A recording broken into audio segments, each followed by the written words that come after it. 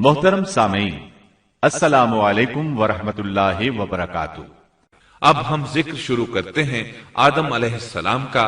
اللہ تعالیٰ فرماتے ہیں، اور میں نے جنوں اور انسانوں کو اپنی عبادت کے لیے پیدا کیا ہے۔ اللہ تعالیٰ نے ہمارے باپ کو کیوں پیدا فرمایا، ہمیں کیوں پیدا فرمایا؟ تاکہ ہم اس کی عبادت کریں، اگرچہ وہ عبادت کا محتاج نہیں، وہ تو بے نیاز ہے، البتہ ہم اس کے محتاج ہیں۔ اس کے اسماء بہترین اور حسین ہیں، وہ عالی شان صفات کا مالک ہے۔ اس نے اپنے ناموں کے آثار ظاہر کرنے کے لیے مخلوق کو پیدا فرمایا۔ رحمت کے آثار، قدرت کے آثار، جبر اور طاقت کے آثار اور حکمت کے آثار ظاہر کرنے کے لیے مخلوقات کو پیدا فرمایا، ورنہ وہ کسی چیز کا محتاج نہیں۔ آدم علیہ السلام کی تخلیق سے پہلے ہی اس بارے میں اللہ تعالیٰ کا فرشتوں سے مکالمہ ہوا۔ اللہ تعالیٰ نے فرمایا، اور جب تیرے رب نے فرشتوں سے کہا، میں زمین میں ایک خلیفہ بنانے والا ہوں۔ خلیفہ سے مراد ہے نائب، اور یہ کہ اس کی نسل میں سے ہر ایک دوسرے کا خلیفہ ہوگا۔ جبکہ سیدنا ابو بکر صدیق رضی اللہ عنہ نبی اکرم صلی اللہ علیہ وسلم کے خلیفہ ہوئے، سو اللہ نے ایک خلیفہ بنانے کا ارادہ فرمایا جو زمین میں حکومت کرے اور اس کو آباد کرے۔ چنانچہ اللہ تعالیٰ نے فرمایا، اللہ تعالیٰ نے تمہیں زمین سے پیدا کیا اور اسی نے اس زمین میں تمہیں بسایا ہے۔ اللہ تعالیٰ کا ارادہ ہوا کہ زمین کو آباد کروائے، جبکہ جن اس قابل نہیں تھے، کیونکہ ان میں اس قدر عقل و دانش نہیں تھی کہ زمین کو پر رونق اور سرسبز و شاداب رکھ سکیں۔ علماء جنات کے بارے میں کہتے ہیں ان کا سب سے بڑا عقل مند جن انسانوں کے 10 سالہ بچے کے برابر عقل رکھتا ہے، اس لیے زمین کو آباد کرنے کی صلاحیت اللہ تعالیٰ نے انسان کو بخشی۔ اللہ نے انسان کو بہترین ڈھانچے اور حسین ترین شکل و صورت سے نوازا، پھر اپنی روح اس میں پھونکی۔ فرشتوں نے اس سے سوال کیا، ایسی مخلوق کو کیوں پیدا کرتا ہے جو زمین میں فساد کرے اور خون بہائے؟ اور ہم تیری تسبیح، حمد اور پاکیزگی بیان کرتے ہیں۔ اس کے جواب میں اللہ نے فرمایا، جو میں جانتا ہوں تم نہیں جانتے۔ دراصل فرشتوں نے کسی طرح معلوم کر لیا تھا کہ آدم کی اولاد زمین میں فساد کرے گی، خون ریزی کرے گی، لیکن انہوں نے یہ بات اعتراض کے طور پر نہیں کہی تھی، کیونکہ ایسا اعتراض تو گناہ ہے، اور فرشتے پلک جھپکنے کے برابر اللہ کی معصیت اور نافرمانی نہیں کرتے، بلکہ وہ تو نہایت معزز عبادت گزار ہیں، کسی بات میں اللہ پر پیش دستی اور سبقت نہیں کرتے، اور اس کے حکم پر عمل کرتے ہیں۔ اللہ کے حکم کی نافرمانی نہیں کرتے، بلکہ جو حکم دیا جائے بجا لاتے ہیں۔ اس لیے فرشتوں کا یہ پوچھنا وضاحت طلبی کے لیے تھا۔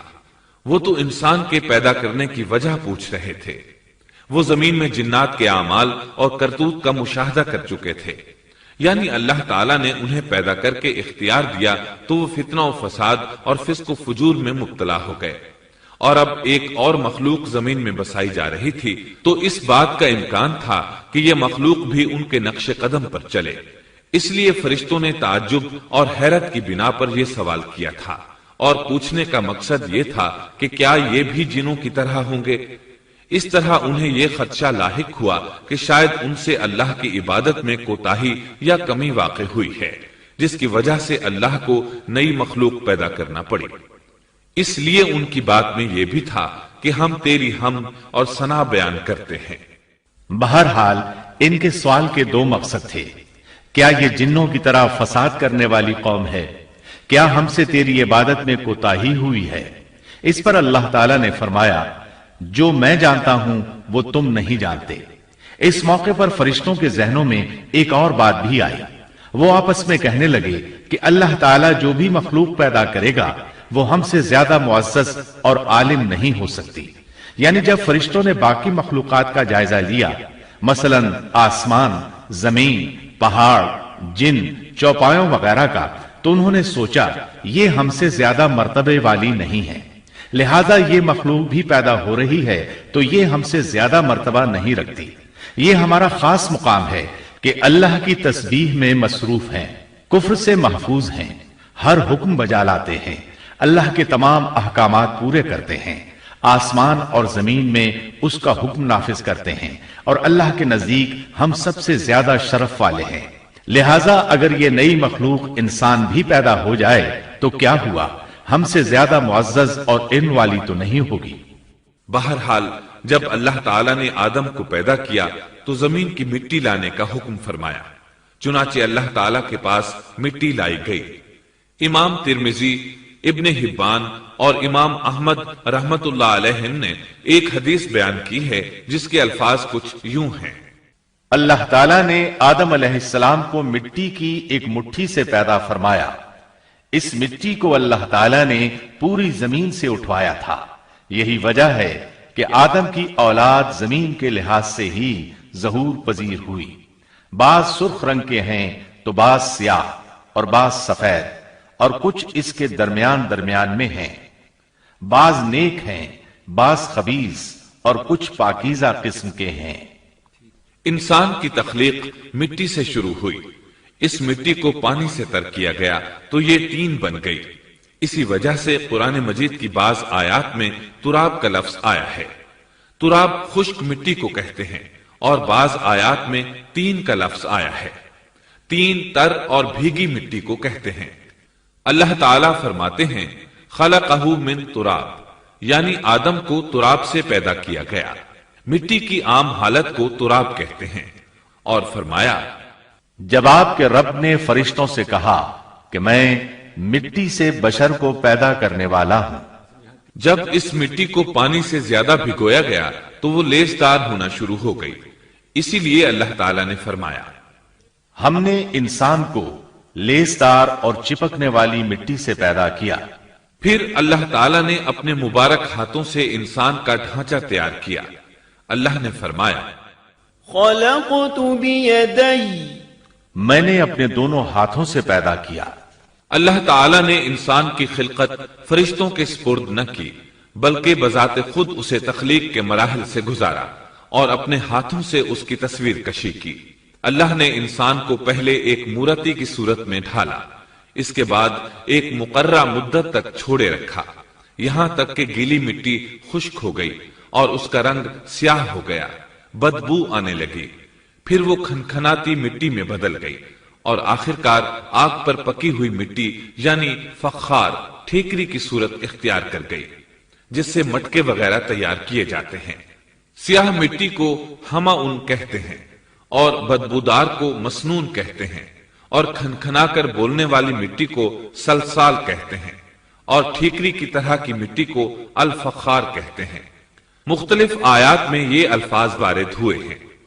ہم نے تمہیں پیدا کیا اور پھر ہم ہی نے تمہاری صورت بنائی۔ ان تمام آیات کریمہ میں کوئی تناقض، تعارض اور اختلاف نہیں، اس لیے کہ ان مختلف آیات میں انسان کو اس کی تخلیق کے مختلف مراحل کی یاد دہانی کرائی گئی ہے۔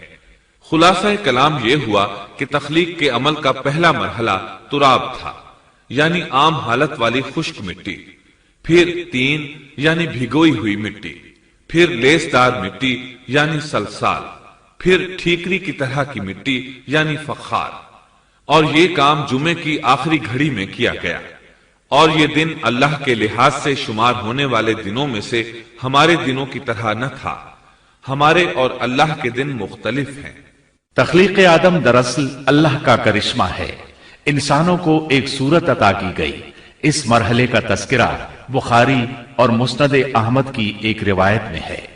اللہ نے آدم کو پیدا کیا اور ان کا قد 60 ہاتھ یا 60 میٹر لمبا تھا۔ تمام جنتی لوگ اس قد آدم کے ساتھ جنت میں داخل ہوں گے، اور اس وقت سے لے کر آج تک مخلوق کا قد کم ہوتا چلا آ رہا ہے۔ بعد والے لوگ گزشتہ زمانے کے لوگوں سے ہمیشہ چھوٹے قد کے ہوتے چلے آ رہے ہیں۔ بہرحال سب سے پہلے اور سب سے لمبے انسان آدم علیہ السلام تھے۔ امام احمد نے منفرد طور پر ایک روایت بیان کی ہے، اس میں رسول اکرم صلی اللہ علیہ وسلم نے آدم علیہ السلام کی لمبائی 60 ہاتھ یعنی 60 میٹر اور چوڑائی 7 ہاتھ بیان فرمائی ہے۔ سبحان اللہ، سیدنا آدم کس قدر ضخیم اور عظیم مخلوق تھے، صحیح مسلم اور مسند احمد کی روایت میں ہے۔ اللہ نے آدم کو پیدا کیا تو اسے اپنی منشا کے مطابق کچھ عرصہ ڈھانچے کی صورت میں چھوڑے رکھا۔ ابلیس اس کے ارد گرد چکر لگانے لگا۔ اس نے دیکھا کہ وہ پیٹ والا ہے۔ وہ سمجھ گیا کہ یہ مخلوق اپنے آپ پر کنٹرول نہیں کر سکے گی۔ اس حدیث سے معلوم ہوتا ہے کہ انسانوں کی طرح جنات کا پیٹ نہیں ہے، صرف انسان ایسا ہے جس کا اندر والا حصہ کھوکھلا ہے۔ بہرحال اللہ نے انسان کو اس شکل و صورت میں پیدا فرمایا۔ احادیث مبارکہ میں آدم علیہ السلام اور ابلیس ملعون کا قصہ تفصیل سے بھی موجود ہے اور مختصر بھی۔ آدم 40 راتیں مجسمے کی صورت میں پڑے رہے، جسم موجود تھا لیکن روح نہیں تھی۔ ابلیس آتا، اس ڈھانچے کو ٹھوکر لگاتا تو جسم سے ایسی آواز نکلتی جیسے خالی مٹکے پر ہاتھ مارنے سے نکلتی ہے۔ اسی لیے اللہ نے بھی فرمایا ہے کہ وہ کھنکھناتی مٹی سے پیدا کیے گئے۔ آدم علیہ السلام میں روح ڈالنے سے پہلے ایک مرتبہ فرشتوں کا ان کے پاس سے گزر ہوا تو وہ کچھ گھبرا سے گئے۔ ابلیس کو تو بہت زیادہ گھبراہٹ کا سامنا کرنا پڑا۔ وہ گزرتے ہوئے ٹھوکر مارتا اور کہتا، تجھے کسی خاص مقصد کے لیے پیدا کیا گیا ہے۔ یہ کہہ کر وہ آدم کے منہ میں داخل ہو جاتا اور کمر کے راستے باہر آ جاتا اور فرشتوں سے مخاطب ہو کر کہتا، اس سے گھبرانے کی کوئی ضرورت نہیں۔ اگر مجھے اس پر مسلط کر دیا گیا تو میں یقیناً اسے ہلاکت میں ڈال دوں گا، اور اگر اسے مجھ پر مسلط کر دیا گیا تو بلا شبہ میں اس کی نافرمانی کروں گا۔ اندازہ کیجئے وہ تعجب کر رہا ہے کہ انہیں کیوں پیدا کیا گیا ہے۔ اس کی آدم علیہ السلام سے دشمنی کس قدر پرانی ہے، گویا ابتدا ہی سے یہ عداوت پر ڈٹ گیا تھا۔ بہرحال اللہ نے آدم میں روح پھونکی۔ اس مضمون کو قرآن مجید میں جا بجا ذکر کیا گیا ہے۔ اللہ تعالیٰ فرماتے ہیں، جب میں اس کو ٹھیک ٹھاک کر لوں اور اس میں اپنی روح پھونک دوں تو تم سب اس کے سامنے سجدے میں گر پڑنا۔ ایک اور جگہ فرمایا، اللہ تعالیٰ کے نزدیک عیسیٰ علیہ السلام کی مثال ہو بہو آدم علیہ السلام کی مثال ہے۔ اللہ نے انہیں مٹی سے بنا کر کہا، ہو جا، وہ ہو گئے۔ اللہ نے آدم علیہ السلام کو مٹی سے پیدا کیا، اپنے ہاتھوں سے بنایا، پھر اس میں روح پھونکی۔ اس کا مفصل بیان احادیث میں موجود ہے۔ جب ان میں روح پھونکی گئی اور ابتدا میں روح جیسے ہی سر کے اندر داخل ہوئی، آدم علیہ السلام کو چھینک آ گئی۔ فرشتوں نے آدم علیہ السلام سے کہا، الحمدللہ کہیے۔ انہوں نے کہہ دیا۔ اللہ کی اس تعریف کے جواب میں اللہ تعالیٰ نے فرمایا، رحمک ربک، یعنی تجھ پر تیرا رب رحم فرمائے۔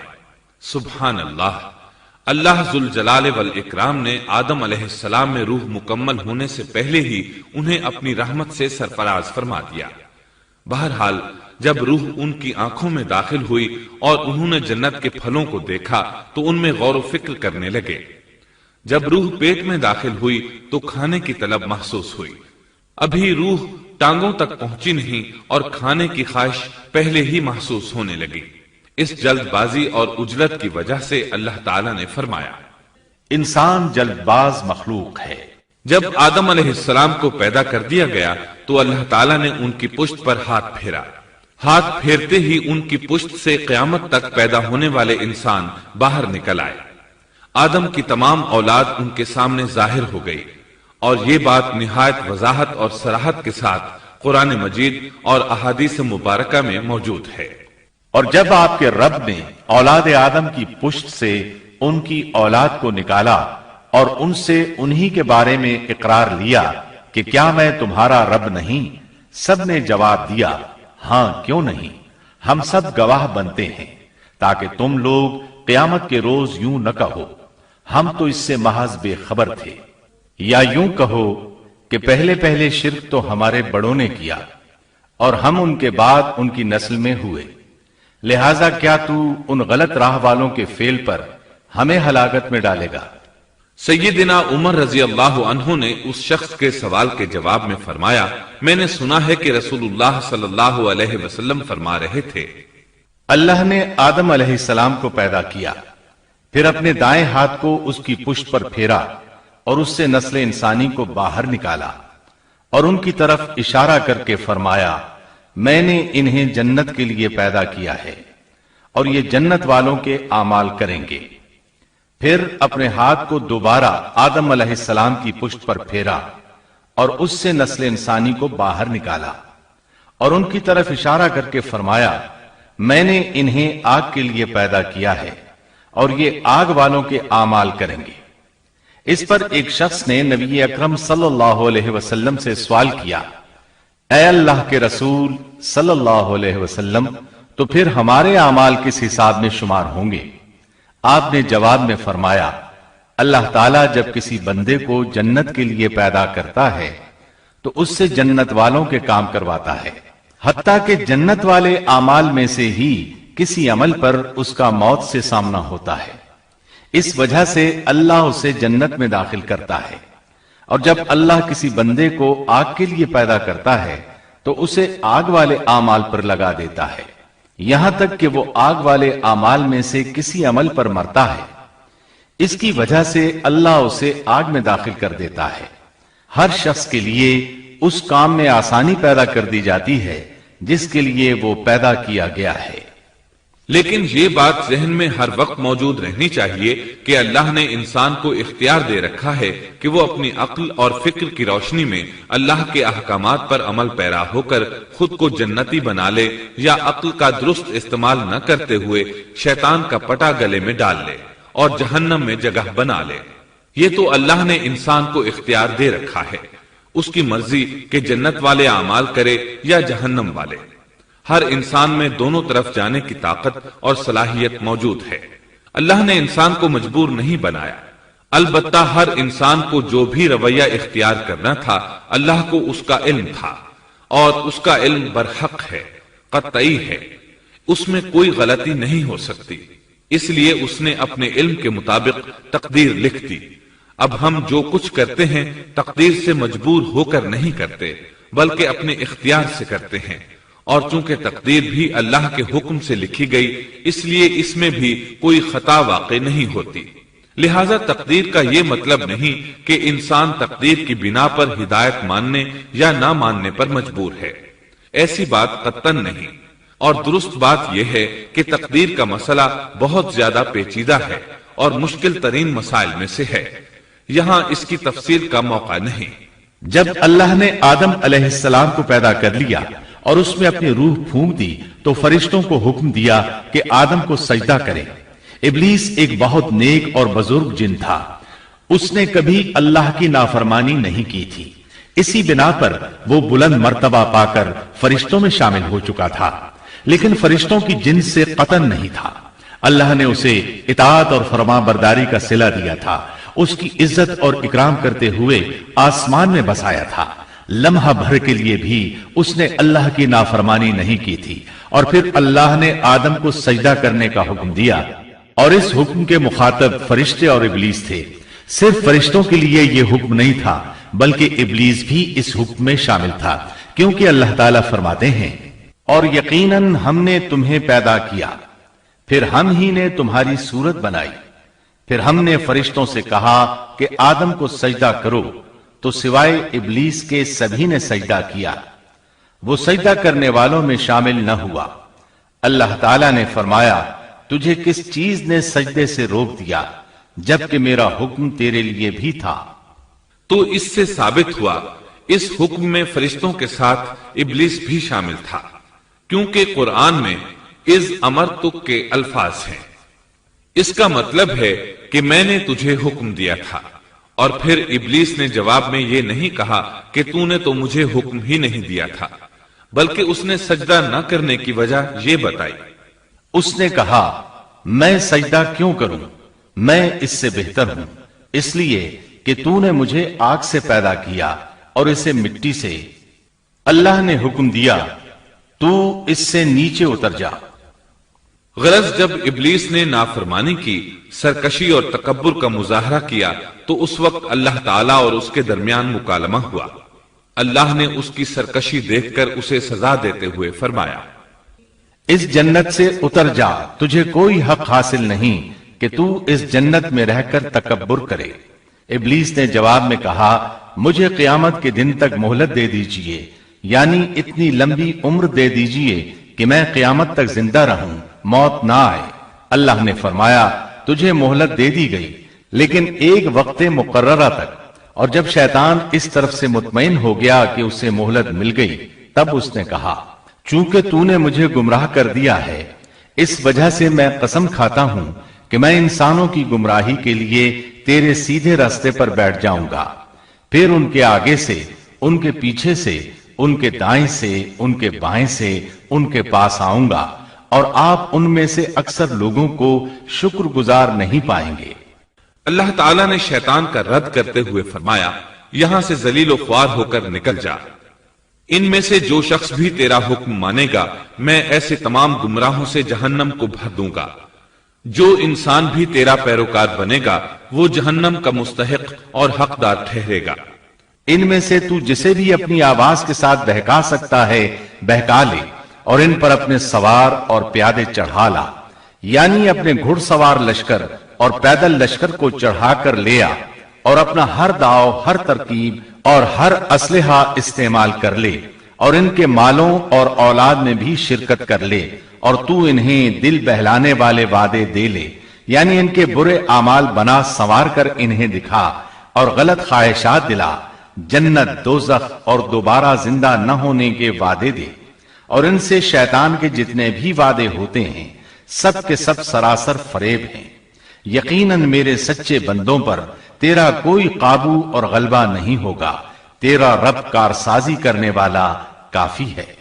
اسی طرح بہت سی آیات میں پہلی معصیت الہی کا ذکر کیا گیا ہے۔ سب سے پہلا نافرمان ابلیس ملعون تھا، وہ خبیث اللہ کے سامنے تکبر اور عناد سے بھرپور جواب دیتا رہا، اسی وجہ سے اللہ نے اسے کافر کا لقب دیا۔ کافر اسے کہتے ہیں جو نعمت کا انکار کرے۔ اللہ نے اس پر اتنا فضل و کرم اور انعام و احسان کیا کہ بلند ترین مرتبے تک پہنچا دیا، لیکن اس نے اللہ کی اس نعمت کی قدر نہ کی، پرواہ نہ کی اور کفر کا راستہ اختیار کیا۔ سب سے پہلا گناہ تکبر تھا، اسی لیے علماء کرام فرماتے ہیں تمام گناہوں کی جڑ تکبر اور غرور ہے۔ نبی اکرم صلی اللہ علیہ وسلم نے اپنی امت کو تکبر نہ کرنے کا سختی سے حکم فرمایا، اس کی برائی، وبال اور ہلاکت سے آگاہ فرمایا۔ آپ نے فرمایا اللہ اس شخص کی طرف رحمت سے دیکھے گا بھی نہیں جس نے تکبر کی بنا پر کپڑا ٹخنوں سے نیچے لٹکایا۔ اس کے علاوہ نبی صلی اللہ علیہ وسلم نے تو مطلقاً فرما دیا وہ شخص جنت میں داخل ہونے کے قابل نہیں جس کے دل میں ذرہ برابر بھی تکبر ہے۔ جو شخص اپنے کپڑے، اپنے مکان اور اپنے قبیلے پر فخر کرتا ہے اس سے اللہ کی رحمت اٹھ جاتی ہے۔ اسی لیے نبی صلی اللہ علیہ وسلم نے جب اپنے صحابہ کرام کو دیکھا کہ مہاجر صحابی انصار صحابہ کے خلاف اور انصاری صحابی مہاجرین صحابہ کے خلاف آواز لگا رہے ہیں تو آپ نے فرمایا اس جاہلیت والی پکار کو چھوڑو، یہ بہت بدبودار ہے۔ برادری کی بنیاد پر لڑنا، باہم فخر کرنا برے نتائج کا ذریعہ ہے۔ گناہوں کی بنیاد بھی تکبر ہے، اس لیے ہر مومن کو چاہیے کہ اپنے نوکر، خادم، ملازم یا کسی بھی مسکین پر کبھی بھی فخر و غرور کا اظہار نہ کرے، کیونکہ یہی اللہ کی سب سے پہلی نافرمانی وجود میں آئی تھی۔ تکبر کا یہ ذکر ضمناً آ گیا۔ ہم پھر اپنے موضوع کی طرف لوٹتے ہیں۔ اللہ نے آدم علیہ السلام کو پیدا کیا اور انہیں عالم بنا کر ہی تخلیق کیا، یعنی جب وہ پیدا ہوئے تو جاہل نہیں تھے۔ اللہ نے آدم علیہ السلام کو فرشتوں سے بھی بڑا عالم بنا کر پیدا فرمایا۔ بے شمار احادیث میں آدم علیہ السلام کی ابتدا اور ان کے علم کا ذکر موجود ہے۔ جب اللہ نے آدم میں مکمل روح ڈال دی اور وہ اپنے پاؤں پر کھڑے ہو گئے تو اللہ نے انہیں حکم دیا جاؤ فرشتوں کی جماعت کو السلام علیکم کہو۔ آدم اور فرشتوں کی زبان عربی تھی، یہی زبان اہل جنت کی ہے۔ آدم گئے، جا کر سلام کہا، انہوں نے جواب میں کہا وعلیکم السلام ورحمت اللہ، یعنی تجھ پر اللہ کی سلامتی اور رحمت ہو۔ اللہ نے فرمایا یہ تیرا اور تیری اولاد کا آپس میں ایک دوسرے کو تحفہ اور ہدیہ ہے۔ اللہ نے آدم علیہ السلام کو ابتدا ہی میں تمام نام سکھا دیے۔ مفسرین نے ان ناموں کے بارے میں بہت بحثیں ذکر کی ہیں۔ मजबूत मौकिफ सैयदना अब्दुल्ला बिन अब्बास रजी अल्लाह अन्हुमा का है कि अल्लाह ने आदम अलैहिस्सलाम को हर चीज का नाम सिखा दिया था। मसलन ये पहाड़ है, ये समंदर है, ये परिंदा है, ये दरख्त है वगैरह। वो आसमान और जमीन की हर चीज का नाम जानते थे। ये इल्म कैसा था, इंसान ने किस तरह हर चीज का नाम पहचान लिया। यकीनन अल्लाह इंसान में ये ताकत पैदा कर सकता है कि वो हर इल्म का इहाता कर सके। अल्लाह ने आदम अलैहिस्सलाम को हर चीज का नाम और उसकी सनत और काम भी मालूम करा दिया। आग, लोहे, लकड़ी, गरज हर चीज का नाम और इस्तेमाल जहन में डाल दिया। वो किस कदर अजीम इल्म से बहरावर हुए, सुभान अल्लाह। बहरहाल अल्लाह ने आदम अलैहिस्सलाम को सिर्फ शक्ल सूरत और तख्लीक ही में बुलंद मर्तबा अता नहीं किया था, बल्कि अक्ल व इल्म के लिहाज से भी बुलंद दरजे और मुकाम पर फाइज किया था। जैसा कि अल्लाह ताला फरमाते हैं, अल्लाह ने आदम अलैहिस्सलाम को हर चीज का नाम सिखा दिया, फिर उन चीजों को फरिश्तों पर पेश किया और फरमाया, मुझे इन चीजों के नाम बताओ अगर तुम सच्चे हो। मतलब ये कि तुम अपने दावे में कहां तक सच्चे हो। जब आदम की तख्लीक हुई तो तुमने कहा था, अल्लाह जो चाहे पैदा कर ले, कसम है वो हमसे ज्यादा मुअज्जज और आलिम नहीं होगा। इस दावे में अगर तुम सच्चे हो तो जरा इन अशिया के नाम तो बताओ। अल्लाह ताला ने आदम अलैहिस्सलाम का ज्यादा मुअज्जज होना, मुकर्रम होना और इल्म मार्फत वाला होना वाज़ेह करने के लिए फरिश्तों को हुक्म दिया कि आदम अलैहिस्सलाम को सजदा करें। यह सजदा ताजीमी था, इबादत वाला सजदा नहीं था। सजदा ताजीमी पहले वक्तों में जायज था, लेकिन अब हराम है। इसीलिए तो याकूब अलैहिस्सलाम, उनकी बीवी और 11 बेटों ने यूसुफ अलैहिस्सलाम को सजदा किया था। बहरहाल फरिश्तों ने आदम अलैहिस्सलाम को सजदा किया। इससे मालूम हो जाता है कि कौन ज्यादा इज्जत और अजमत वाला है। यकीनन आदम अलैहिस्सलाम ज्यादा शरफ और मंजिलत के हकदार ठहरे।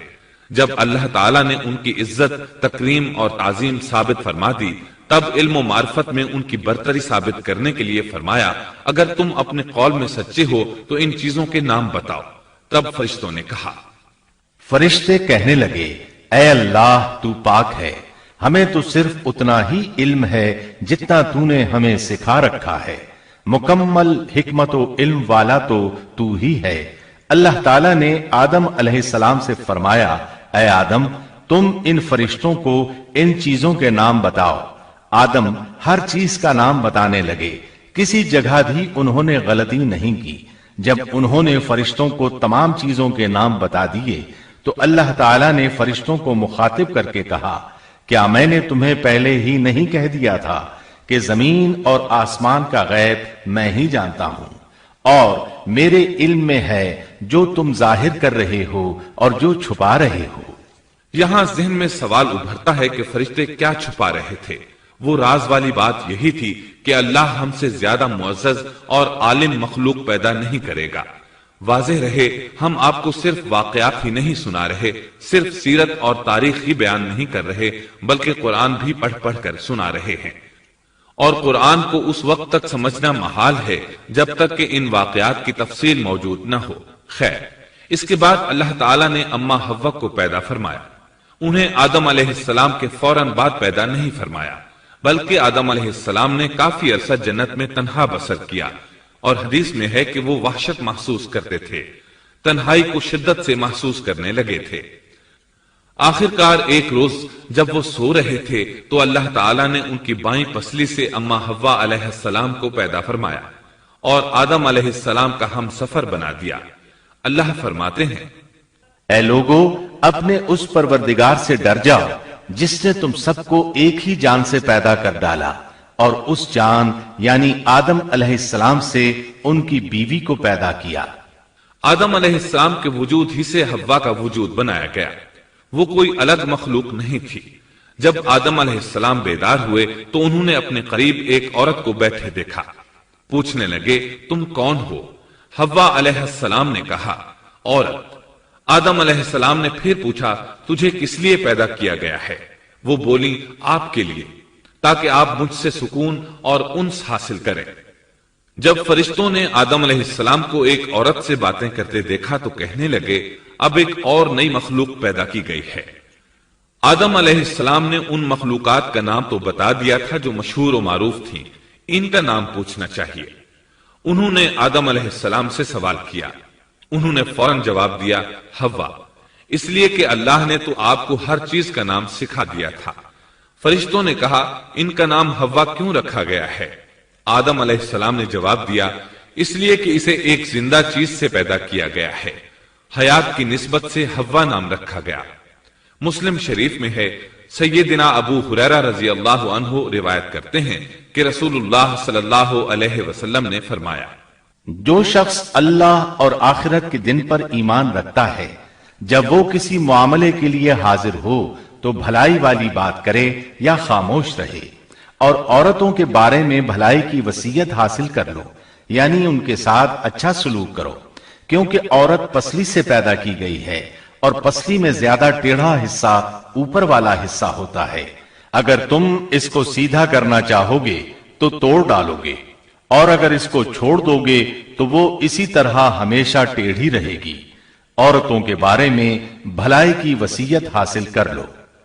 مطلب یہ کہ اسی حالت میں گزر بسر کرو، عورتوں کے بارے میں بھلائی کی وصیت حاصل کر لو۔ اس حدیث کا مطلب یہ ہے کہ عورتوں پر جبر کر کے زبردستی ان کی طبیعت کو بدلا نہیں جا سکتا، اور عورت ذات کو نہایت نرمی اور پیار سے رکھو۔ ان کی طبیعتوں میں ٹیڑھا پن ہے، وہ کبھی جذبات سے مغلوب ہو جاتی ہے اور عقل کھو بیٹھتی ہے۔ اگر کوئی اسے سیدھا کرنا چاہے تو اس سے لا تعلقی، دوری اور طلاق کی نوبت آ جائے گی۔ اگر اسے چھوڑ دو گے تو ٹیڑھا پن برقرار رہے گا۔ مرد کو بہت حوصلے سے اس صورتحال کو سنبھالنا چاہیے۔ احادیث میں سیدنا ابراہیم علیہ السلام کی زوجہ سیدہ سارہ علیہ السلام کا قصہ موجود ہے۔ وہ حوا علیہ السلام کے بعد کائنات کی سب سے زیادہ خوبصورت عورت تھی۔ احادیث سے یہ اشارہ ملتا ہے کہ حوا علیہ السلام ابتدائے انسانیت سے لے کر قیامت تک پیدا ہونے والی تمام عورتوں میں خوبصورت تھیں۔ اب ابلیس لگا اپنے وسوسے شروع کرنے۔ آدم اور حوا علیہ السلام دونوں اللہ کے حکم سے جنت میں تھے کہ شیطان نے انہیں پھسلانے کی کوشش شروع کر دی۔ اللہ تعالیٰ فرماتے ہیں، اور ہم نے کہہ دیا اے آدم تم اور تمہاری بیوی جنت میں رہو اور جہاں سے چاہو با فراغت کھاؤ۔ جنت بھی کیسی؟ اللہ فرماتے ہیں، وہ جنت کہ جس کی چوڑائی ہی آسمانوں اور زمین کے برابر ہے۔ سو اس جنت میں سے جو چاہو سو کھاؤ، کچھ بھی منع نہیں سوائے ایک درخت کے، چنانچہ ارشاد ہوا، اور ہم نے کہا اے آدم تم اور تمہاری بیوی جنت میں رہو، پھر جس جگہ سے چاہو با فراغت کھاؤ، اور اس درخت کے پاس مت جاؤ ورنہ ظالموں میں سے ہو جاؤ گے۔ ایک اور جگہ فرمایا، اور جب ہم نے فرشتوں سے کہا کہ آدم کو سجدہ کرو تو ابلیس کے سوا سب نے سجدہ کیا۔ ابلیس نے انکار کیا تو ہم نے کہا اے آدم یہ تیرا اور تیری بیوی کا دشمن ہے، خیال رکھنا ایسا نہ ہو کہ وہ تم دونوں کو جنت سے نکلوا دے اور تو مصیبت میں پڑ جائے۔ یہاں تو تجھے آرام ہے، نہ تو بھوکا ہے اور نہ ننگا، اور نہ تو یہاں پیاسا ہوتا ہے، نہ دھوپ سے تکلیف اٹھاتا ہے۔ گویا اللہ نے سیدنا آدم علیہ السلام کو وسوسے سے پہلے ہی خبردار کر دیا تھا۔ ان آیات سے یہ بھی پتا چلا کہ انسان سے ابلیس کی عداوت اور دشمنی ابتدا ہی سے چلی آ رہی ہے، اور یہ بھی ثابت ہوا کہ جو لوگ کہتے ہیں کہ انسان ابتدا میں ننگا تھا ان کا قول صحیح نہیں، اس لیے کہ اللہ تعالیٰ نے جنت میں بھی آدم علیہ السلام پر لباس رکھا اور زمین میں بھی لباس نازل کر دیا، جیسا کہ اللہ تعالیٰ فرماتے ہیں، اے آدم کی اولاد ہم نے تم پر لباس کو نازل کیا جو تمہاری شرمگاہوں کو چھپاتا ہے اور زینت کا سبب بھی ہے، اور تقوی کا لباس اس سے بھی بہتر ہے۔ لہذا آدم ابتدا میں ننگے نہیں تھے، انہیں تو ننگے پن کا علم ہی نہیں تھا، نہ ہی ان کی بیوی کو برہنہ ہونے کا علم تھا۔ اللہ نے آدم علیہ السلام کو کامل نعمتوں سے نوازا، بھوک نہ پیاس، یہاں تک کہ پیاس کے اسباب سے بھی محفوظ، نہ گرمی اور نہ دھوپ، پھر بے انتہا حسن و جمال، مشقت نہ تکلیف، بدبختی نہ بدقسمتی۔ آدم اور حوا علیہ السلام کے دلوں میں وسوسہ ڈالنے کے بارے میں بھی قرآن نے روشنی ڈالی ہے۔ پھر شیطان نے ان دونوں کے دلوں میں وسوسہ ڈالا۔ یہ وسوسہ اس نے ان دونوں کو طمع دلانے کی صورت میں پورا کیا، اور یہ طمع دلائی کہ اس درخت کو کھانے سے ہمیشگی اور بقا ملتی ہے اور کبھی نہ ختم ہونے والی بادشاہت حاصل ہوتی ہے، اور اس وسوسے کا مقصد یہ تھا تاکہ ان کا پردہ بدن جو ایک دوسرے سے پوشیدہ تھا دونوں کے روبرو بے پردہ کر دے۔ ان کی شرمگاہوں کو ننگا کرنے کے لیے اس نے ایسا کیا۔ وہ دونوں کپڑے میں ملبوس تھے، ستر ڈھانپ رکھا تھا۔ جب انہوں نے اس درخت سے کھایا تو لباس نیچے گر گیا، دونوں برہنہ ہو گئے۔ یہی شیطان چاہتا تھا کہ انہیں برہنہ کر دے، اللہ کی نافرمانی پر اکسائے۔ ارشاد ہوتا ہے، شیطان نے انہیں وسوسہ ڈالا، کہنے لگا اے آدم کیا میں تجھے دائمی زندگی کا درخت اور وہ بادشاہت نہ بتلا دوں جو کبھی پرانی نہ ہو؟ جب تم اس درخت سے کھاؤ گے تو ہمیشہ زندہ رہنے والے بن جاؤ گے اور زبردست بادشاہت حاصل کر لو گے۔ اس نے یہ تمنا بھی دلائی۔ تمہارے رب نے تم دونوں کو اس درخت سے اس لیے منع کیا ہے کہ تم دونوں فرشتے نہ بن جاؤ یا ہمیشہ زندہ رہنے والے نہ بن جاؤ۔ یعنی تم اس درخت سے کھا لو گے تو فرشتے بن جاؤ گے اور ہمیشہ قائم دائم رہو گے۔ پھر وہ وسوسہ ڈالتے ہوئے جھوٹی قسمیں کھانے لگا، جیسا کہ ارشاد ہوتا ہے، اور ان دونوں کے روبرو قسمیں کھانے لگا کہ یقین آ جائے میں آپ کا خیر خواہ ہوں۔ اللہ کی قسم کھانے لگا، اور اس وقت سے جھوٹی قسموں کی ابتدا ہوئی۔ اس نے ان دونوں کو فریب دے کر بہکا لیا، جیسا کہ فرمایا فَدَلَّاهُمَا بِغُرُورٍ، یعنی دھوکے سے انہیں پھسلایا، حالانکہ انہیں کسی چیز کی کمی نہیں تھی۔ بھلا وہاں کیا محتاجی ہو سکتی تھی؟ جنت میں سکون سے زندگی بسر کر رہے تھے۔ جنت سے بڑھ کر کیا چاہیے؟ ہمیشہ کے لیے جنت مل چکی تھی۔ اللہ تعالیٰ فرماتے ہیں، ان دونوں نے جب درخت کو چکھا دونوں کا پردہ بدن ایک دوسرے کے روبرو کھل گیا، دونوں اپنے بدنوں پر درختوں کے پتے جوڑ جوڑ کر رکھنے لگے۔ کپڑے اترنے پر دونوں کو حیا آئی، اس لیے کہ انسان کی فطرت میں برہنہ ہونے کی ناپسندیدگی شامل ہے۔ برہنہ ہو گئے تو کوئی لباس نہیں تھا، اس لیے درختوں کے پتے جوڑ کر جسم ڈھانپنے لگے۔ حدیث میں آیا ہے، آدم بھاگنے لگے تو اللہ نے پکارا، آدم مجھ سے بھاگتے ہو؟ آدم بولے، اللہ میں شرم کی بنا پر بھاگ رہا ہوں، اور اس وجہ سے کہ تیرے سامنے برہنہ کیسے رہوں، پھر یہ کہ نافرمانی کا ارتکاب بھی کر چکا ہوں۔ یہاں ایک سوال پیدا ہوتا ہے، دونوں میں سے پہلے کھانے والا کون تھا؟ اس بارے میں راجح قول یہ ہے کہ وہ حوا علیہ السلام تھی۔ انہی نے آدم علیہ السلام کو طمع دلاتے ہوئے اس غلطی پر آمادہ کیا تھا، جیسا کہ بخاری شریف میں نبی اکرم صلی اللہ علیہ وسلم نے فرمایا، حوا علیہ السلام نے انہیں غلطی میں مبتلا کیا تھا۔ اگر حوا علیہ السلام نہ ہوتی تو آدم بھی خیانت میں مبتلا نہ ہوتے اور نہ معصیت میں مبتلا ہوتے۔ تب اللہ نے انہیں پکارا، کیا میں نے تم دونوں کو اس درخت سے نہیں روکا تھا، اور کیا یہ نہیں کہا تھا کہ شیطان تمہارا کھلا دشمن ہے؟ اب توجہ طلب بات یہ ہے کہ اس موقع پر دونوں نے کیا طرز عمل اختیار کیا۔ کیا وہ دونوں اپنی معصیت پر بضد رہے اور تکبر کرنے لگے، جیسا کہ ابلیس نے سجدہ کرنے سے انکار کیا تھا اور پھر لگا تھا اپنی معصیت پر اصرار کرنے، یا ان دونوں نے توبہ کر لی؟ جی ہاں، دونوں نے توبہ کر لی، جیسا کہ قرآن مجید میں آتا ہے، دونوں نے کہا اے ہمارے رب، ہم نے اپنا بڑا نقصان کیا، اور اگر تو ہماری مغفرت نہ کرے گا اور ہم پر رحم نہ کرے گا تو واقعی ہم خسارہ پانے والوں میں سے ہو جائیں گے۔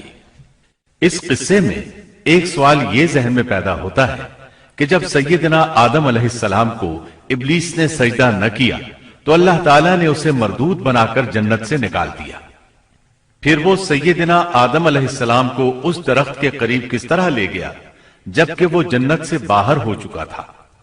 قرآن کریم میں اس بارے میں یہ الفاظ آئے ہیں، پھر شیطان نے ان کے دلوں میں وسوسہ ڈالا، یہ وسوسہ اس نے کیسے ڈالا جبکہ وہ جنت سے نکالا جا چکا تھا؟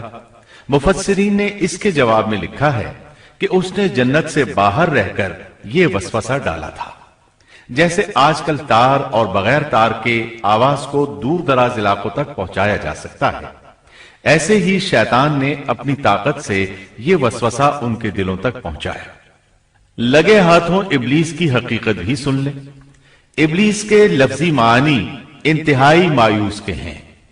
یہ راندہ درگاہ ہونے کے بعد ہمیشہ ہمیشہ کے لیے اللہ کی رحمت سے مایوس ہو گیا تھا، اس لیے اسے یہ لقب ملا، ورنہ روایات کی روح سے اس کا اصل نام عزازیل تھا۔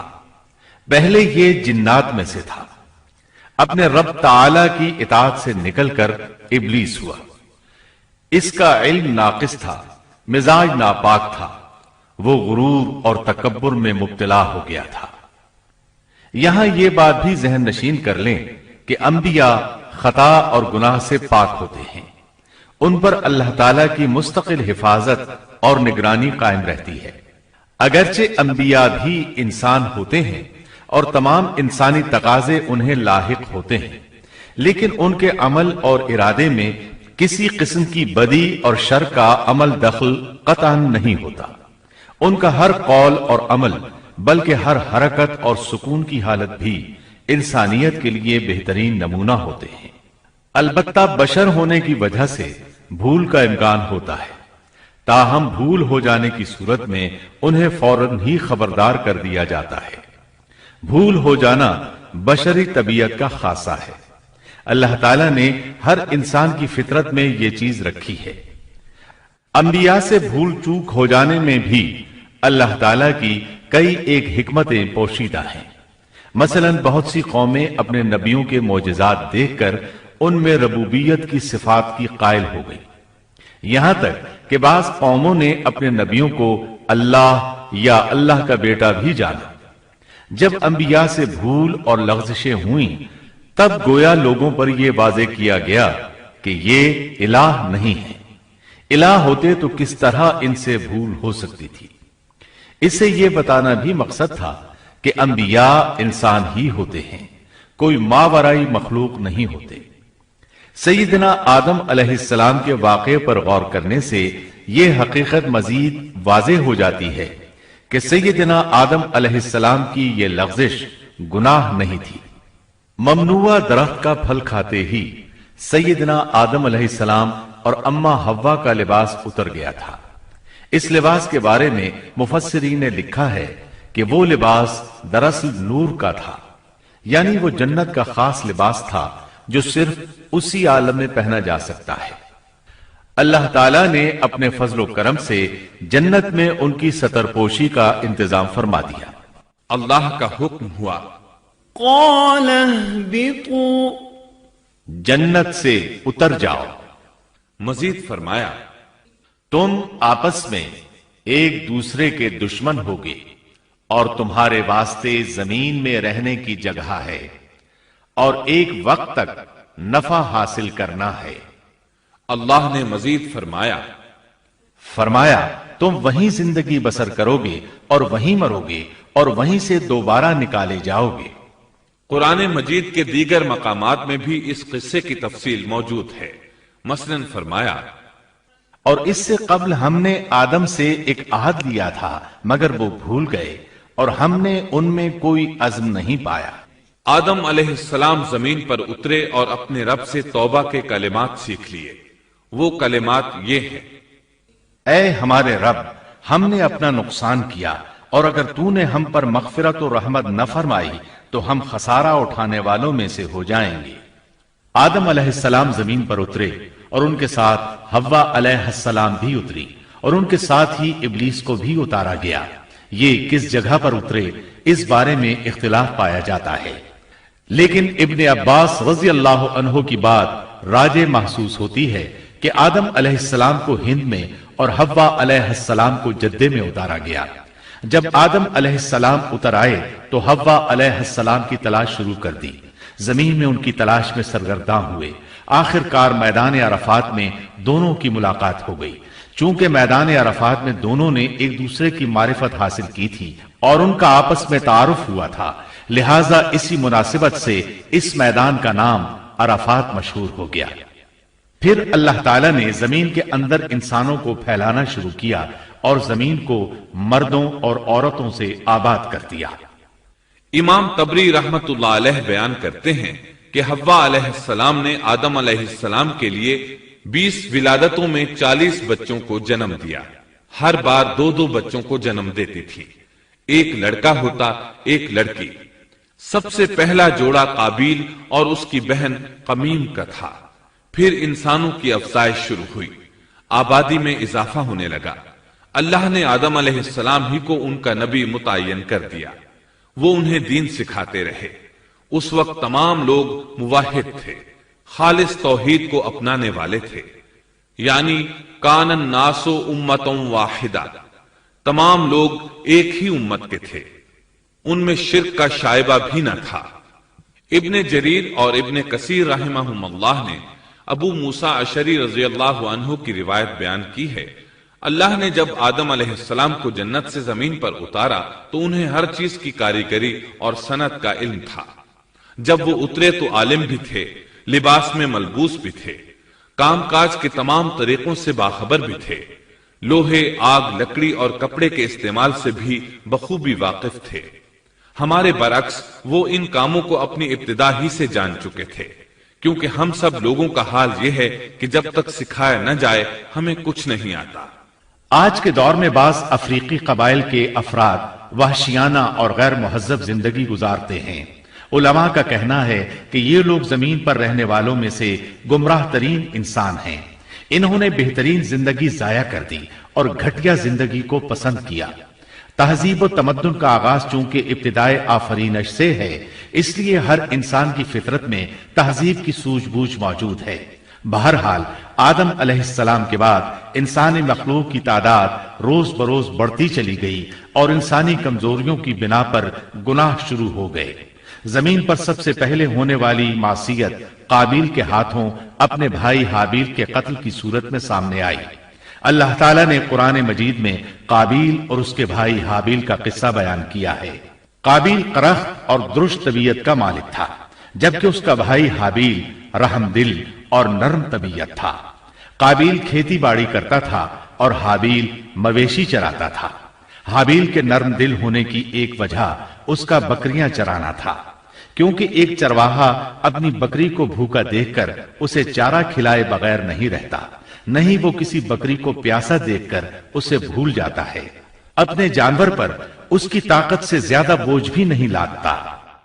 بنی نوع انسان کی تعداد میں اضافے کے لیے اس وقت ایسا قانون تھا جو اب حرام ہے، اور وہ ہے بہن کے ساتھ نکاح۔ چونکہ اس وقت کے سب لوگ آدم علیہ السلام کی حقیقی اولاد تھے اور آپس میں بہن بھائی تھے، اس لیے اس وقت کی شریعت کی روح سے قابیل اپنے ساتھ جڑواں پیدا ہونے والی بہن کے سوا کسی دوسری بہن سے شادی کر سکتا تھا، اور اسی طرح حابیل اپنے ساتھ جڑواں پیدا ہونے والی بہن کے علاوہ کسی دوسری بہن سے شادی کر سکتا تھا۔ اس کی صورت یہ تھی کہ قابیل کی شادی حابیل کی بہن سے ہو اور حابیل کی شادی قابیل کی بہن سے ہو، لیکن ہوا یہ کہ حابیل کی بہن خوبصورتی میں قابیل کی بہن سے کم تھی، اس لیے قابیل نے حابیل کی بہن سے شادی کرنے سے انکار کر دیا اور اپنی جڑواں بہن سے شادی کی خواہش ظاہر کی، لیکن ایسا کرنا آدم علیہ السلام کی شریعت میں حرام تھا۔ آپ نبی بھی تھے اور رسول بھی۔ رسول اور نبی میں فرق یہ ہے کہ رسول پر شریعت اور احکام نازل ہوتے ہیں، لیکن نبی پر شریعت نازل نہیں ہوتی، البتہ اس کی طرف وحی نازل ہوتی ہے اور معجزات عطا کیے جاتے ہیں، جبکہ شریعت صرف رسولوں ہی پر نازل کی جاتی ہے۔ آدم علیہ السلام بھی چونکہ رسول تھے، اس لیے ان کی شریعت میں یہ قانون تھا کہ کوئی شخص اپنے ساتھ جڑواں پیدا ہونے والی بہن کے ساتھ شادی نہیں کر سکتا۔ قابیل اس شرعی حکم کی وجہ سے غضبناک ہو گیا۔ اس نے تعجب کا اظہار کرتے ہوئے اس قانون کو ماننے سے انکار کر دیا۔ آدم علیہ السلام نے ان دونوں کے درمیان فیصلہ کرتے ہوئے انہیں حکم دیا کہ دونوں اللہ کے حضور ایک ہدیہ پیش کریں۔ ہدیہ اس جانور کو کہتے ہیں جسے اللہ کے نام پر ذبح کر کے فقراء میں تقسیم کر دیا جائے۔ اس سے مقصود اللہ کے لیے اپنی نیت کو خالص کرنا ہوتا ہے۔ اس عمل کو قربانی کہا جاتا ہے۔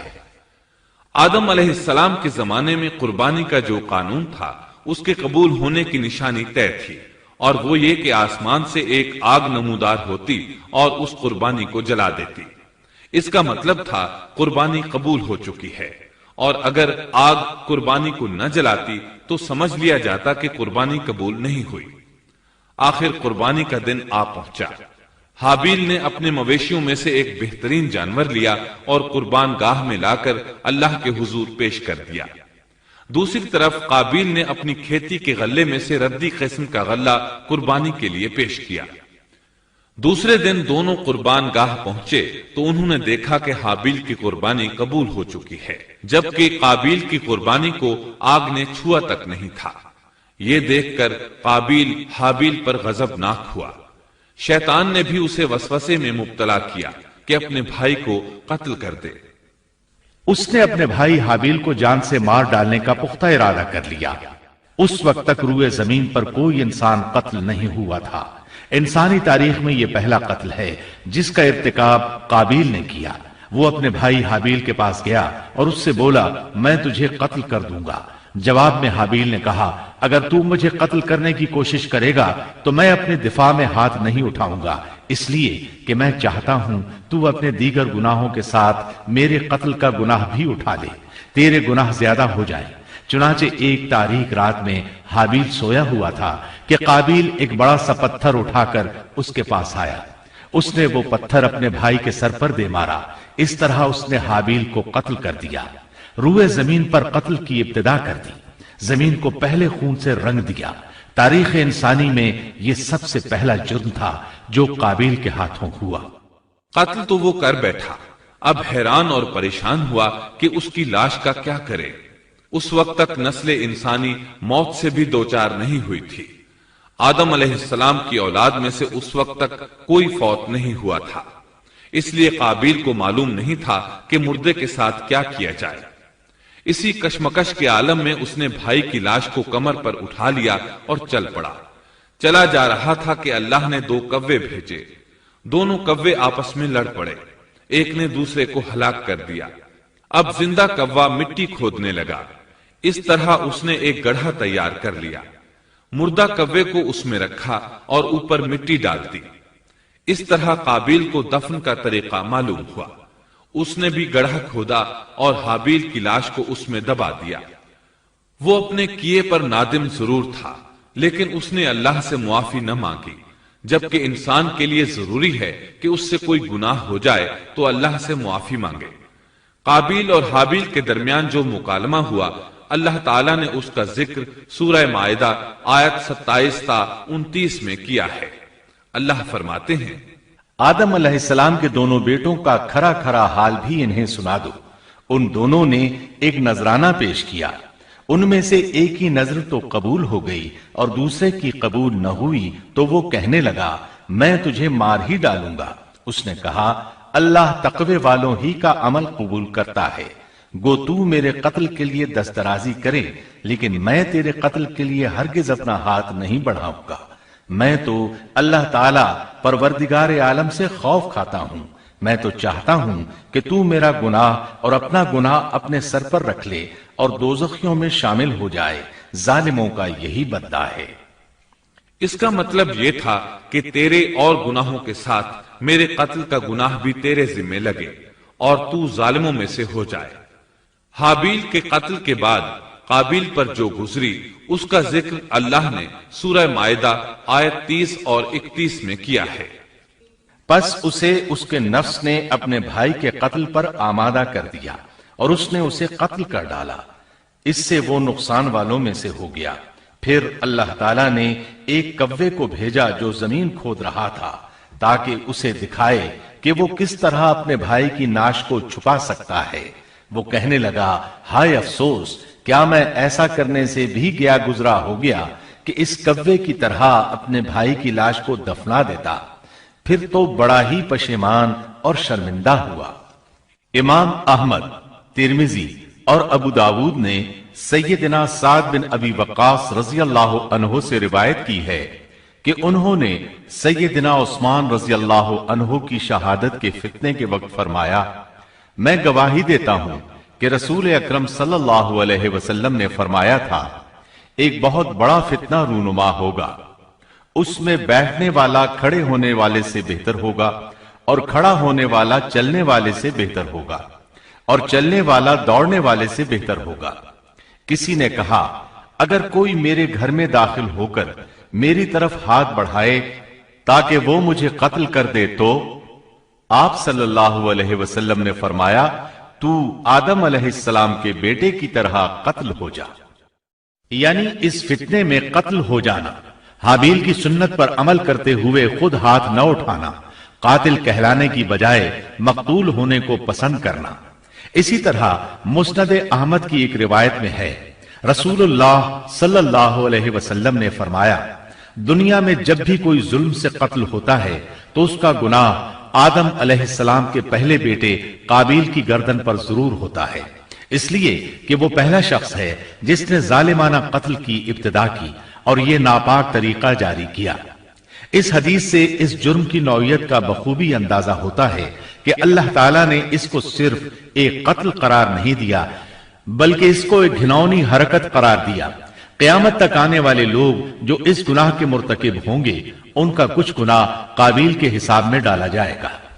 حابیل کو قتل کرنے کے بعد قابیل نے اپنی بیوی کو ساتھ لیا اور دور دراز نرم زمین کے پاس جا کر رہائش پذیر ہو گیا اور آدم علیہ السلام کے سامنے تک نہ ہوا۔ آدم علیہ السلام پہاڑوں کے قریب ایک بستی میں رہ رہے تھے، یہ ان سے بہت دور جا بسا تھا۔ اس طرح قابیل کا آدم علیہ السلام سے رابطہ بالکل ختم ہو گیا اور اس سے ایک نئی نسل کی ابتدا ہوئی۔ فحاشی اور اریانی کو ان کے ہاں عروج حاصل تھا۔ عبادت یہ لوگ اگرچہ اللہ ہی کی کرتے تھے لیکن آدم علیہ السلام کی شریعت کے خلاف بے حیائی کے دل دادا تھے۔ تقوی کی قلت، احکام الہی کی نافرمانی اور فحاشی کا فروغ ان کے شب و روز کا معمول تھا۔ اس کے بعد لوگ دو گروہوں میں تقسیم ہو گئے، شریر اور برے لوگ قابیل کے ساتھ مل گئے اور آدم علیہ السلام کے دیگر بیٹے اور نیک لوگ آدم علیہ السلام کے ساتھ مل گئے۔ آدم علیہ السلام 960 سال زندہ رہے۔ ان کی کل عمر تو 1000 سال تھی لیکن 40 سال کم کر دی گئی۔ سیدنا ابو ہریرہ رضی اللہ عنہ بیان کرتے ہیں کہ رسول اللہ صلی اللہ علیہ وسلم نے فرمایا، جب اللہ نے آدم علیہ السلام کو پیدا فرمایا تو ان کی پیٹھ پر ہاتھ پھیرا، اس طرح قیامت تک جتنے انسان پیدا ہونے والے تھے ان کی روحیں وجود میں آ گئیں۔ پھر ہر انسان کی آنکھوں کے درمیان ایک نور رکھ کر آدم علیہ السلام کے سامنے پیش کیا۔ انہوں نے پوچھا، یا اللہ یہ کون ہے؟ اللہ نے فرمایا، یہ تیری اولاد ہے۔ ان میں سے ایک کی پیشانی کی چمک آدم علیہ السلام کو بہت اچھی لگی۔ انہوں نے پوچھا، یا اللہ یہ کون ہے؟ جواب ملا، یہ تیری اولاد میں سے بہت دور جا کر ہیں، ان کا نام داؤد ہے۔ پوچھا، ان کی عمر کتنی ہے؟ فرمایا 60 سال۔ آدم علیہ السلام کہنے لگے، یا اللہ 40 سال میری عمر میں سے ان کی عمر میں شامل کر دے۔ اس سلسلے میں دوسری روایت یوں آئی ہے، جب آدم علیہ السلام کی روح قبض کرنے کے لیے فرشتہ آیا تو وہ کہنے لگے، میری عمر میں تو ابھی 40 سال باقی ہیں۔ اس وقت ان کی عمر 960 سال تھی۔ انبیاء اپنی عمر سے واقف ہوتے ہیں۔ فرشتے نے کہا، کیا آپ کو یاد نہیں آپ نے اپنی عمر کے 40 سال اپنی اولاد داؤد کو ہبہ کر دیے تھے؟ رسول اللہ صلی اللہ علیہ وسلم نے فرمایا، چونکہ آدم علیہ السلام نے انکار کیا تو ان کی اولاد بھی انکار کی عادی ہے۔ آدم علیہ السلام خود بھول گئے، ان کی اولاد بھی بھولتی ہے۔ آدم علیہ السلام نے خطا کی، ان کی اولاد بھی خطا کرتی ہے۔ حابیل کے قتل کے بعد اللہ تعالیٰ نے آدم اور حوا علیہم السلام کو اس کا نعم البدل عطا کیا۔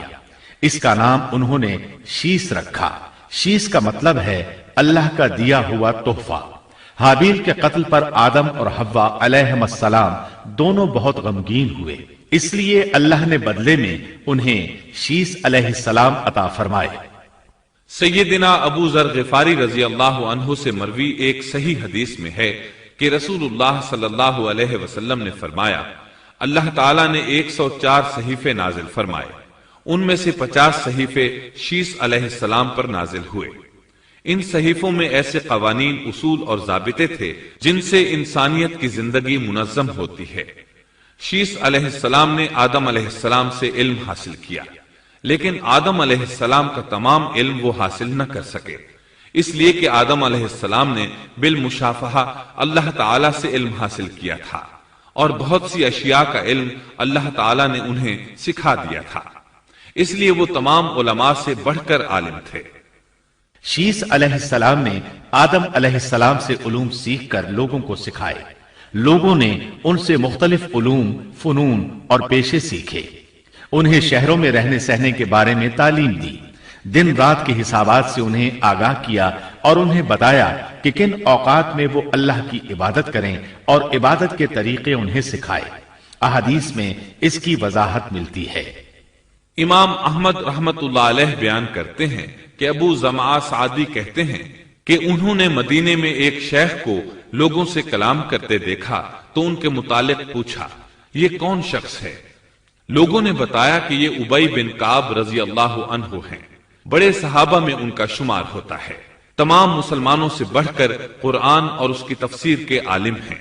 ابو زمعہ فرماتے ہیں کہ ابی بن کعب رضی اللہ عنہ اس وقت یہ واقعہ بیان کر رہے تھے کہ جب آدم علیہ السلام کی وفات کا وقت قریب آیا تو انہوں نے اپنے بیٹوں سے فرمایا، میرا جنت کے پھل کھانے کو جی چاہتا ہے۔ جنت کے پھل دنیاوی پھلوں جیسے ہی ہوتے ہیں، سیب، انار، انگور، یہ سب جنت میں موجود تھے۔ جنت کے اور دنیا کے پھلوں میں فرق یہ ہے کہ دنیاوی پھل بدبودار ہو جاتے ہیں، جبکہ جنتی پھل کبھی بدبودار نہیں ہوتے۔ اسی طرح دنیاوی پھلوں کا ذائقہ عارضی ہوتا ہے، جبکہ جنتی پھلوں کا ذائقہ ہمیشہ برقرار رہتا ہے۔ اس لیے آدم علیہ السلام نے چاہا کہ وہ جنت کے پھل کھائیں، چنانچہ ان کے بیٹے تلاش میں نکل گئے۔ انہوں نے اپنے ساتھ کلہاڑے، کدالیں اور ٹوکریاں لے لی۔ راستے میں انہیں فرشتے ملے، ان کے پاس آدم علیہ السلام کا کفن اور خوشبو وغیرہ تھی۔ انہوں نے پوچھا، آدم کے بیٹو، کس چیز کی تلاش میں ہو؟ کہاں جا رہے ہو؟ انہوں نے جواب میں کہا، ہمارے والد مریض ہیں، انہیں جنت کے پھلوں کی خواہش ہے۔ فرشتے ان کے سامنے انسانی شکل میں آئے تھے، ان کی بات سن کر بولے، واپس جاؤ، تمہارے والد فوت ہونے کے قریب ہیں، اب ان میں اتنی طاقت نہیں رہی کہ پھل کھا سکیں۔ جب فرشتے آدم علیہ السلام کی روح قبض کرنے کے لیے آئے تو حوا علیہ السلام نے انہیں پہچان لیا۔ وہ بلند آواز سے آدم علیہ السلام کو پکارنے لگی، ان کے ساتھ چمڑ گئی۔ آدم علیہ السلام بولے، مجھ سے الگ ہو جاؤ، پہلے بھی مجھے تمہاری وجہ سے مصیبت پہنچی تھی، میرے اور میرے رب کے فرشتوں کے درمیان سے ہٹ جاؤ۔ پھر فرشتوں نے آدم علیہ السلام کی روح قبض کی، انہیں غسل دیا، کفن پہنایا، خوشبو لگائی، آپ کی قبر کھودی، پھر انہوں نے آدم علیہ السلام کی نماز جنازہ ادا کی، اس کے بعد انہیں قبر میں اتارا، پھر اوپر مٹی ڈال دی اور بولے، آدم کے بیٹو، تمہارے لیے یہی طریقہ ہے۔ اس وقت تک لوگ کفن دفن کے احکامات سے واقف نہیں تھے، انہیں علم نہ تھا کہ قابیل نے اپنے بھائی کو کیسے دفن کیا تھا، اس لیے فرشتوں کو بھیجا گیا تاکہ تدفین کا طریقہ بتا دیں۔ تو اس طرح انسان کو دفن کرنے کا طریقہ معلوم ہوا جو فرشتے لے کر آئے تھے۔ آدم علیہ السلام نے اپنی 960 سال کی مکمل زندگی میں سوائے اس درخت کا پھل کھانے کے اور کوئی خطا نہیں کی۔ یہ تھا ہمارے باپ سیدنا آدم علیہ السلام کا اسوہ اور سیرت طیبہ کا حال۔ آپ کی وفات کے 1 سال بعد حوا علیہ السلام بھی وفات پا گئیں۔ آدم علیہ السلام کی وفات کے بعد ان کے بیٹے شیس علیہ السلام نے ان کی ذمہ داریاں سنبھال لی۔ اب تبلیغ کا کام انہیں کرنا تھا۔ ادھر قابیل جو نرم زمین میں جا آباد ہوا تھا، اس کی اولاد نے فتنہ و فساد اور سرکشی کی زندگی اختیار کی۔ انہوں نے قتل و غارت گری کا بازار گرم کر دیا۔ یہ لوگ آدم علیہ السلام کی قوم کے پاس سے گزرتے تو وہاں بھی فساد مچاتے۔ ابن عباس رضی اللہ عنہما سورۃ الاحزاب آیت 33 کی تفسیر کرتے ہوئے فرماتے ہیں، पुराने जमाने की जाहिलियत की तरह अपने बनाव का इजहार ना किया करो। उस वक्त दो नस्लें आबाद थीं, एक पहाड़ पर और दूसरी नरम जमीन पर। पहाड़ों के मर्द खुश शक्ल थे, औरतें स्याह फाम थी, जबकि जमीन वालों की औरतें खूबसूरत थी और मर्दों के रंग सांवले थे। अब इब्लीस ने अपना काम शुरू किया। वो इंसानी शक्ल में नरम जमीन वालों के पास आया और एक शख्स का गुलाम बनकर रहने लगा। फिर उसने बांसुरी शक्ल की एक चीज ईजाद की और उसको बजाने लगा। लोग उस आवाज पर लट्टू हो गए, उसके गिर्द भीड़ लगाकर सुनने लगे। फिर एक दिन मेले का मुकर्रर हो गया, उसमें हजार मर्द और औरतें जमा होने लगे। इत्तेफाक से वहां एक दिन एक पहाड़ी आदमी भी आ गया। उसने मैदानी औरतों के हुस्न जमाल को देखा। उसने अपने कबीले वालों से उनके हुस्न जमाल का जिक्र किया। अब वहां के लोग कसरत से मैदानी इलाके में आने लगे। इस तरह आहिस्ता आहिस्ता मर्दों और औरतों में इख्तिलात बढ़ा। बदकारी और जिनाकारी आम हुई, जबकि ये सब काम शीस अलैहिस्सलाम की शरीयत में हराम थे और कदीम जाहिलियत से यही मुराद है, क्योंकि उन लोगों ने जमीन में एक अजीम फसाद और इंतशार बर्पा कर रखा था। शीस अलैहिस्सलाम अपनी कौम के लोगों को समझाते रहे कि वो इन शरीर और फसादी लोगों के साथ मेल जोल न रखें, लेकिन शैतान मुसलसल उन्हें वरगलाता रहा, यहां तक कि शीस अलैहिस्सलाम के साथ बहुत थोड़े लोग रह गए और काबिल की कौम में बहुत इजाफा हो गया। लोग यूं ही जिंदगी बसर करते रहे, यहां तक कि अल्लाह ताला ने उनमें इदरीस अलैहिस्सलाम को मबूस फरमाया।